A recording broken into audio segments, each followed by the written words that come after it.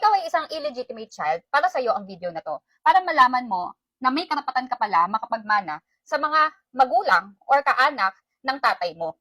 So, i-discuss ko dito yung kaso ni Amadea Angela Aquino versus Rodolfo and Abdullah Aquino. This is GR number 208912 and GR number 209018. This is promulgated on December 7, 2021. Unbanked decision. Okay? So, sa pinakauna pa lang, sa umpisa pa lang nung kaso na to, sinabi na agad ni Justice Leonen sa prefatory statement niya, a child whose parents did not marry each other can inherit from their grandparent by their right of representation, regardless of the grandparent's marital status at the birth of the child's parents. So, dun sa nauna kong video, pinaliwanag ko yung principle ng Iron Curtain Rule. Di ba yung Iron Curtain Rule, pinoprohibit no na makapagmana yung mga illegitimate child dun sa legitimate ascendants, descendants, and collateral relatives nung kanyang magulang na legitimate. So, these are the facts of the case. Rodolfo alleged that his father, Miguel T. Aquino, or Miguel, died intestate on July 5, 1999, leaving personal and real properties. So, itong si Don Miguel ay mayaman, mapera, at madaming properties. The estate of his first wife, meron siyang first wife, na ang pangalan ay Amadea. Okay? Amadea Aquino, who died earlier on September 27, 1977. Was already settled in 1978. Miguel was survived by the following: Eneri Aquino, his second wife, Abdullah Aquino, and Rodolfo Aquino, his sons with Amadea. So, si Abdullah at si Rodolfo ay anak niya dun sa nauna niyang asawa na si Amadea. Okay? So, si Don Miguel ay survived din ng mga anak niyang sina Wilfredo Aquino, his son with Amadea, who also died earlier. Si Wilfredo, so patay na. Miguel was also predeceased by another son with Amadea, which is Arturo. Okay? So, dalawa yung anak niya na naunang namatay sa kanya. Yung una ay si Alfredo, yung pangalawa naman ay si Arturo. Okay. On July 2, 2003, Angela moved that she be included in the distribution and partition of Miguel's estate. Okay? Kasi na-exclude si, Angela. Ang pangalan ng petitioner dito, Amadea Angela Aquino. Okay? So, we can just call her Angela. She alleged that she was Arturo's only child. So, sabi niya, anak siya ni Arturo, na anak ni Don Miguel, na namatay na. Okay? So, naging isa siyang anak ni Arturo. She presented a July 5, 2003 certification from the hospital, stating that she was Arturo and Susan Cuan's daughter. According to Angela, Arturo died on January 10, 1978, before she was born on October 9, 1978. So, kung bibilangin nyo, January 10, 1978, namatay si Arturo. So, October 9, 1978 naman, ipinanganak si Angela. Kaya, naging issue din yan. Yung, kung bibilangin mo, yung months bago na ipanganak si Angela. So, isa yan sa mga ginawang ground ng kalaban ni Angela para sabihin na wala siyang karapatan magmana. While her parents were not married, they did not suffer from any impediment to marry. Alam niyo yung impediment? Ibig sabihin, wala namang rason para hindi sila ikasal. Kasi hindi naman sila kasal sa ibang tao. Kaya, yung parents ni Angela, pwede silang ikasal. Kaso nga lang, ang nangyari, namatay si Arturo. Her parents were planning to marry before Arturo died. So, yun pala. Plano naman pala magpakasal. Angela claimed that her grandfather, Miguel, took care of her mother's expenses during her pregnancy with her. Her mother was also attended by the Aquino's family doctor. Moreover, Angela lived with her mother and the Aquino family at their ancestral home. Okay. So, nandun sila sa pangangalaga ng mga Aquino family, ni Don Miguel. Since her birth, her father's relatives had continuously recognized her as Arturo's natural child.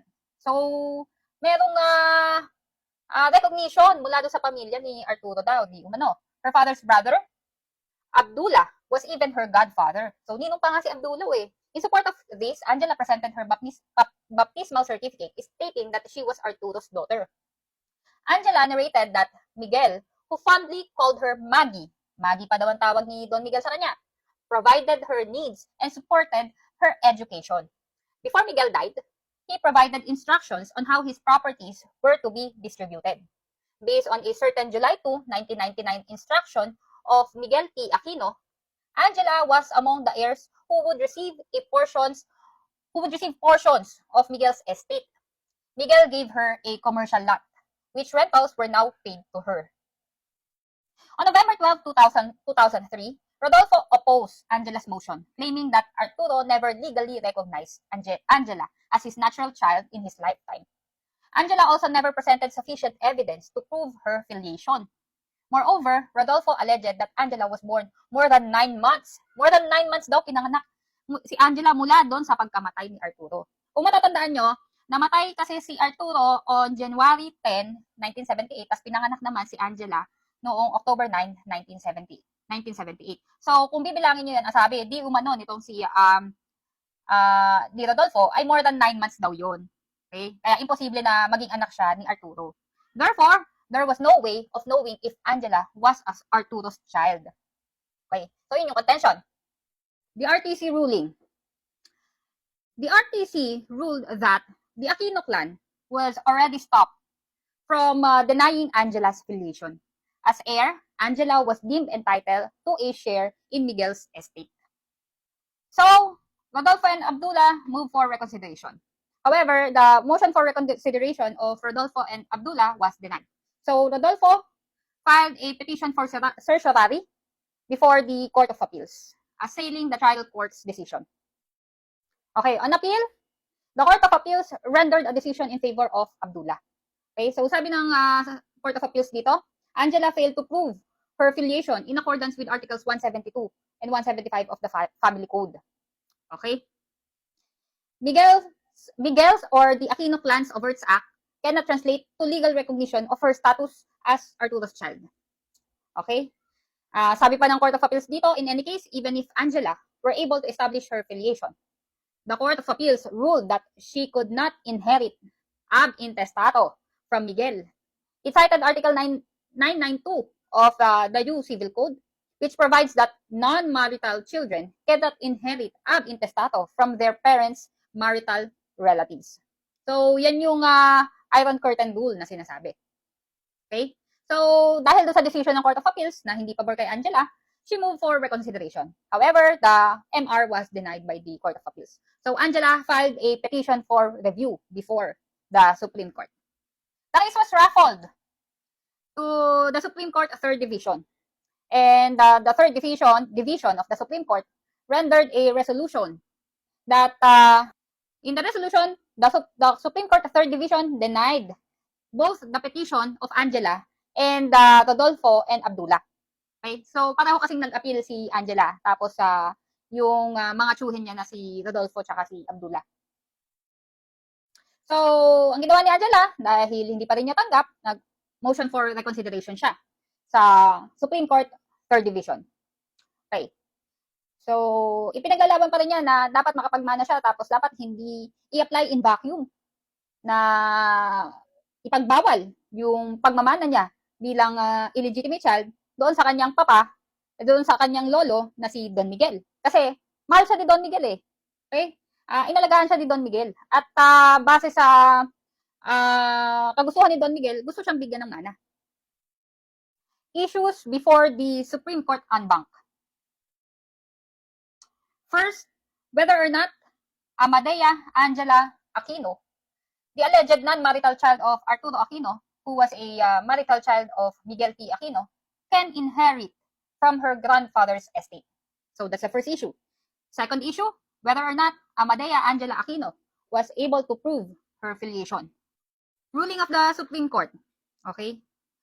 At first, ang sabi dito ng Supreme Court, premature pa yung question kung maaari bang magmana si Angela. Kasi kumbaga, may mga kulang pa na i-present ang ebidensya si Angela. Hindi pa niya na-prove kasi yung kanyang filiation doon sa kanyang tatay. Kaya parang premature kung i-decide nila na dapat bang magmana si Angela kay Don Miguel.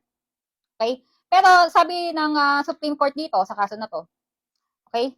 Para maiwasan na magpabalik-balik yung kaso, sabi ng Supreme Court, to rule upon Article 992 at this juncture, rather than at some indefinite future, will obviate repetitively and successively litigating a question that this court is perfectly competent to answer now. It is in the greater interest of judicial economy and effective administration of justice to do so. Okay? So, kaya sasagutin na nila kung ang illegitimate child ba ay maaaring magmana doon sa ascendants or descendants or collateral relatives nung kanyang magulang. So, ang ruling ng Supreme Court dito ay, sabi ng Supreme Court, all children are deserving of support, care, and attention. They are entitled to an unprejudiced and nurturing environment free from neglect, abuse, and cruelty. Regardless of the circumstances of their birth, they are all without distinction entitled to all rights and privileges due them. The principle of protecting and promoting the best interests of the child applies equally and without distinction to all children, as observed by Justice Gregory Perfecto in Malonda versus Malonda. All children are entitled to equal protection from their parents. Only a distorted concept of that parental duty, which springs from and is imposed by nature, may justify discriminatory measures to the prejudice of those born out of illicit sexual relations. If the erring parents deserve to have their foreheads branded with the stigma of illegitimacy, it is iniquitous to load the innocent children with the evil consequences of that stigma. So, unfair daw na bigyan mo ng stigma yung bata na isa siyang illegitimate child. There can be illegitimate parents, but there should not be any illegitimate children. Kaya dito sa kaso na to, imbes na gamitin yung konsepto or yung wording na illegitimate child, ang ginamit ng Supreme Court dito ay non-marital child and marital child. Marital child refers to the child born within the marriage, while non-marital child are those child born out of wedlock. The dispositive portion read as Amadea Angela Aquino's motion for reconsideration in GR number 208-912 is partially granted. Okay? The decision of the Court of Appeals is reversed and set aside. The cases are remanded, ibinalik sa Regional Trial Court of Origin for the resolution within 90 days of this decision the issues of Amadea Angela Aquino's filiation, including the reception of DNA evidence upon consultation and coordination with experts in the field of DNA analysis, and entitlement to a share in the estate of Miguel T. Aquino. In accordance with this decision and the reinterpretation of Article 992 of the Civil Code. So, yung naging ruling dito ng Supreme Court, doon sa pangalawang issue, kung na-prove ba ni Angela yung kanyang filiation doon sa kanyang tatay na si Arturo para siya ay mabigyan ng mana, ang sabi dito ng Supreme Court ay i-remand doon sa Regional Trial Court. Kapag ka sinabing remand, ibabalik doon sa Regional Trial Court of Origin for the reception of evidence. Kasi nga, si Angela, hindi pa niya na-prove na talagang anak siya ni Arturo. Kaya kailangan, i-prove niya muna na talagang siya ay non-marital child nitong kiniklaim niyang tatay na si Arturo. Kaya magkakaroon ng reception of DNA evidence para siya ay makapagmana sa estate ni Miguel Aquino na kanyang lolo, di umano. Okay. Bakit? Bakit nagkaroon ng ganon? Actually, may mga argument si Angela at may mga argument din si Rodolfo at si Abdullah. Okay? Nagbigay din ng komento ang Solicitor General dito sa kaso na to. Ang sabi ng Solicitor General, okay? The Solicitor General posits that Angela's alleged birth certificate attached to Abdullah's comment in GR number 208-912, which shows the father name as Juan Enrique A. Ho, means that Angela's father is not Arturo, as she claims. The Office of the Solicitor General, Abdullah and Rodolfo, all argue that Article 992 of the Civil Code does not violate the Equal Protection Clause, maintaining that marital and non-marital families should be kept separate to reduce resentment between them. Okay. So, yung reason kasi behind the Iron Curtain Rule, kung bakit hindi daw maaring makapagbana yung mga illegitimate child dun sa legitimate relatives nung kanyang father, ay kasi, sabi ng batas, meron bad blood between illegitimate family and legitimate family. Kaya, nag-promulgate sila ng batas, yun nga, yung Article 992 ng Civil Code, na hindi maaaring magmana itong mga illegitimate child doon sa legitimate relatives ng kanyang tatay. Okay? Pero dahil nga itong kaso na to, actually, sinabi dito ng Supreme Court na ibinigay nila yung requisites ng power of judicial review ng Supreme Court para i-review nila yung isang kaso or decision na nila yung isang kaso. Okay? Kaya, anong nangyari dito? Nag-invite or kumuha ng mga ng Amici Curay. Okay? Ang Amici Curay ay yun yung mga friends of court na tutulong sa korte para mag-promulgate ng decision. Then they were required to submit a memoranda of their position regarding this case. At ito nga sa kaso na to, in-overturn ng Supreme Court yung previous decision nila sa kaso ng Leonardo versus Court of Appeals, where the court held that even if the petitioner could prove that he was the non-marital child of the deceased son, he could not represent the son in the deceased estate because of the Iron Curtain Rule enunciated in Article 992 of the Civil Code. Na yun din yung naging basihan ng Court of Appeals, kaya dinenay niya yung petition ni Angela na mapasama siya sa na mabigyan siya ng share doon sa estate ng kanyang lolo.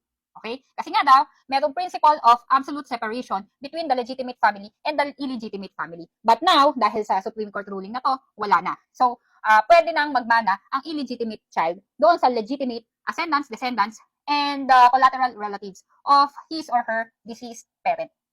So, ayun. And that is the case of Amadea Angela Aquino versus Rodolfo Aquino and Abdullah Aquino, GR number 208912 and 209018, December 7, 2021, by Justice Leonen.